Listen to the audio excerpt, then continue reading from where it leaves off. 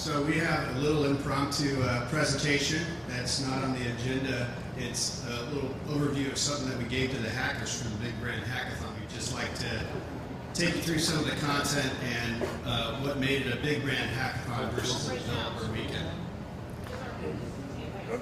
So this opening slide is actually a pretty good metaphor, not just because we're here at the City by the Bay, but for a lot of brands, when they take a look at mobile and the deep stack of how to hack into mobile, and even Social-Local, there is a lot of fog there, and it isn't really a clean bridge going both directions. So our Big Brand Hackathon, we use this bridge as a pretty good metaphor for what we were trying to accomplish, what our objectives were for the weekend. So I'm Mark Silva. I'm the SVP of Emerging Platforms at Anthem Worldwide, a big brand development agency that helps some of the biggest CPG brands in the world. And so we wanted to talk about elephants, whales, and other metaphors of massive scale, because it just seems to help. And you'll see by the numbers that we're going to throw out there in terms of the size of the opportunity, the scale isn't an accidental or a boastful thing to be talking about with big brands. It's a reality of theirs. Operationalizing in 2,000 stores for the Home Depot all the way to the frontline folks isn't a trivial thing. So what seems like something that would be very easy to implement can become incredibly operationally complex. So whales in Vegas, you have to spend $500 million in an hour to be called a whale in Vegas. Whales in social gaming are the 1% of the people that actually pay for their social games, anywhere from 1 to 5%. And we're seeing that bear out in mobile as well. And then elephants, I think, are also a nice metaphor, because as we went to the F8s and we went to the social hacks and now the mobile hacks, and one thing that was really clear to us was there was something missing in the room. It was the big brands. And so we were really experimenting with what would happen if we put actual big brands in the room and allowed people to hack over them. So brands are like elephants. What brands are going to embrace the digital age? If you think about the top internet categories, the top spenders in the internet, they're retail, financial services, telecom, automotive, computing, and travel, and they've all transformed their business more or less to do so. If you think about selling a $1 soft drink or a candy bar or even a set of screws, not so much. So the biggest growth opportunity for digital is going to be in CPG, consumer packaged goods, media, and entertainment. And to dimensionalize that a little bit further, as Dave Morgan, a friend of mine over that runs Simon Media, formerly with Dakota, likes to say, TV's like the internet, but with a lot more zeros. We're talking about $175 billion spent on TV, and everybody knows what else is going on TV right now, right? They're sitting there with their tablets and their phones. There's 3 or 4 screens open now. And so that's really the opportunity we're starting to break into. And you look at that little green bar there, that little green bar is internet advertising versus the traditional dollars. And so one of the things that we just have to caution in terms of enthusiasm is a lot of times when the dollars move from offline to online, they go from offline dollars to digital pennies. So I think when people quantify these things, you should put it through a little bit of a sniff test as well. But it is a huge opportunity, and we know that things like social TV and other areas are areas that brands are really leaning into. So with mobile, we're not just talking about marketing, though. We're also talking about new markets. In Q1, total retail was over $1 trillion, and total e-com was $53 billion. So you take a look at the size of the opportunity here, not just in terms of marketing and ad tech, but you also take a look at digital. When you got the smartphone in the retail environment, you're talking about $1 trillion opportunity. And recently we had Walmart out to present at a conference, and Paul Cousineau, their head of development, of mobile development, said, of course we look at .com, but when we look at .com and tablets, a lot of times what we're thinking about is replacement for basically PC use. But more and more as we start thinking about the smartphone, and we start seeing patterns that are radically different and accretive to the .com performance. But .com wasn't enough for them to be thinking about. They're actually thinking about, well, how do we actually mobilize the stores? and so create better experiences within stores. This isn't the Walmart I grew up with. This is an incredibly innovative, fast-moving company that's bringing just the kind of talent that you see at Google and at HP and other places, Nokia, are showing up here. And they're not just thinking about it in the store because that's the last mile. They're actually saying, okay, but how do I actually take a look at all the channels where you are and all the ways that you want to input? So why are brands setting up shop, investing, acquiring, coming to the Valley? Well, everybody's seen the classic Blockbuster demise. I think, I don't know, you're like me, you probably wanted to go to Blockbuster and say, please, I'll put it in the mail for you, just let me return it for you. We know where this is going. And a lot of the incumbent businesses, even if you think about the Home Depot and Best Buy and some of these other companies, are leaning heavily into digital as a way of transforming to avoid this. But they're doing more than just, setting up shop. They're coming out here. So, a couple of good examples of that through acquisitions. You see Walmart Labs buying Cosmix, Gravel, Set Direction, One Riot, a small development team out of mobile development team out of Portland. That's kind of more like an agency. So they're not acquiring the obvious kind of things. We heard about Home Depot. Everybody see about or know about what the Red Beacon is? So Red Beacon is kind of like a Yelp or an Angie's List, but for day workers. How smart is that? To be selling do-it-yourself stuff and then go, but maybe you don't want to do it yourself. Well, we've got someone here that can help you. So it's helping people do things, and it was that brand promise that drove them to start innovating and actually acquiring real IP companies. So the acquirers aren't the usual path just to Facebook, who's going to be up here in a moment, or to Google, but they could actually be these CPGs.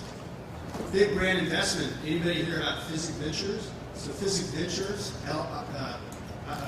two major LPs, limited partners, are Unilever and PepsiCo, who also have a partnership with the Pepsi-Lipton partnership.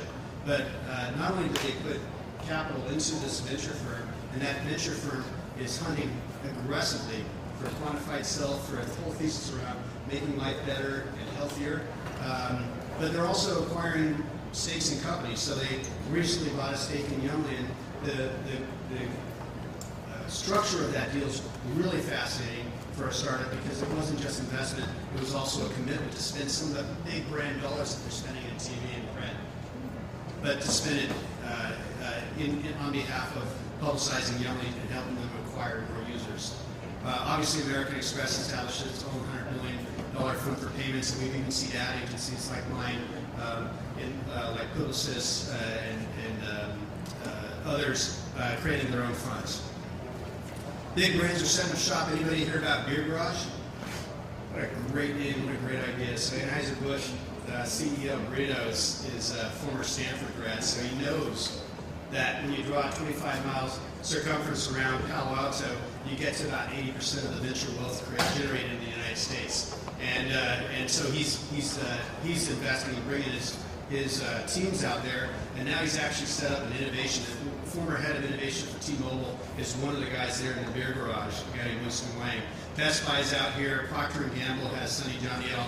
And actually, interestingly enough, Sunny went to a semi-competitor, Kraft, and to Best Buy and said, hey, why don't we help this shop kick? It's a good idea. We should be using it as a platform together, and let's actually help mature that. So they weren't on the board, but they met with them every week, and they helped them mature their product so that it aligned with what the brands needed.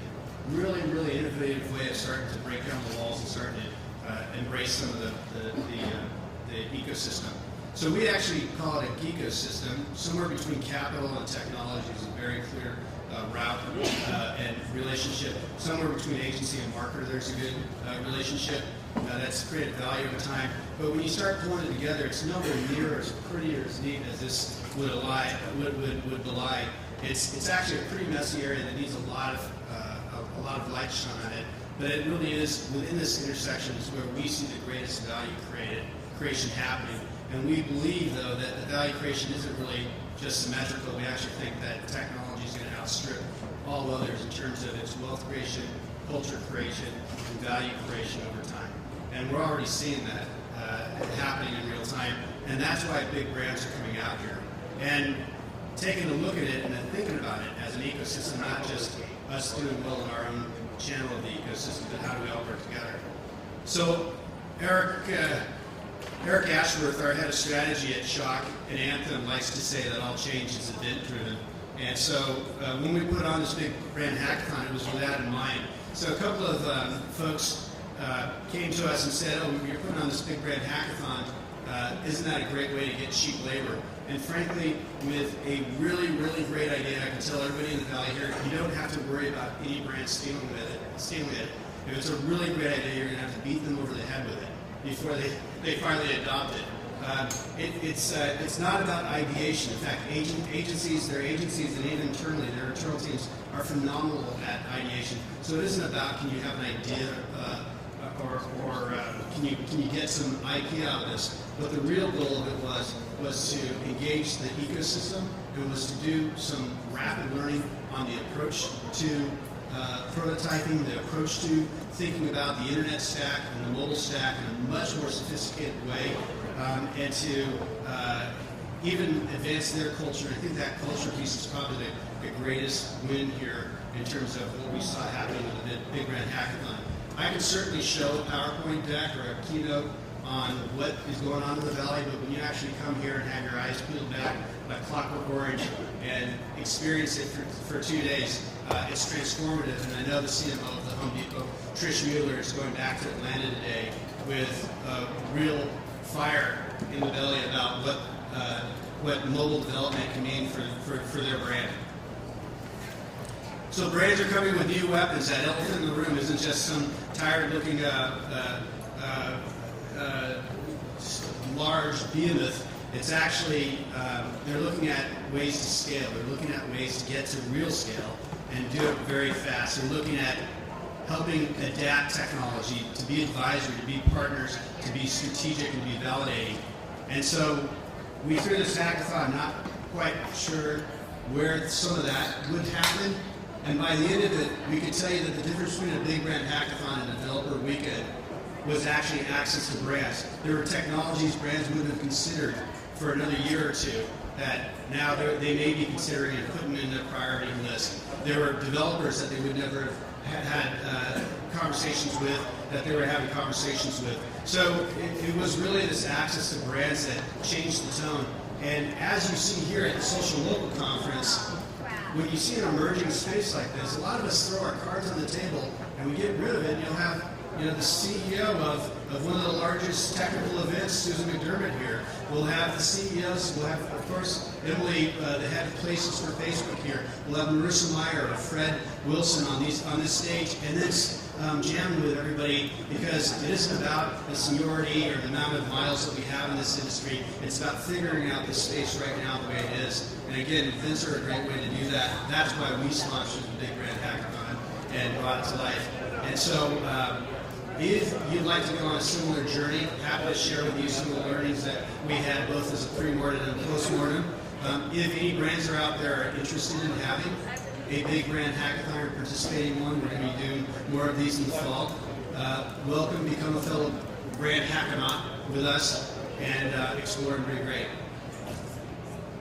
Thanks for listening. Thanks for your time.